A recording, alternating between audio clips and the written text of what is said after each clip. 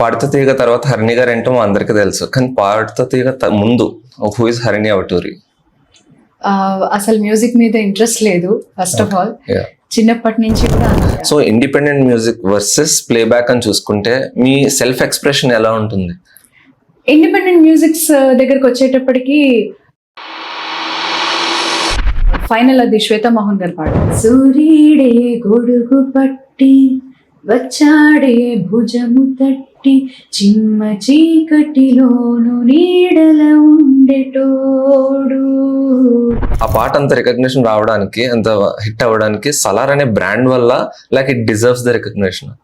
It deserves the recognition అండి. అంటే సలార్ అన్న బ్రాండ్ అని కాదు. పాడుతా తీగ తర్వాత మీకంటూ రికగ్నిషన్ వచ్చిన సాంగ్ ఏంటండి ఎప్పటికీ? అంటే మీరు మధ్యలో చాలా సాంగ్స్ పాడారు. చాలా మంచి పాట.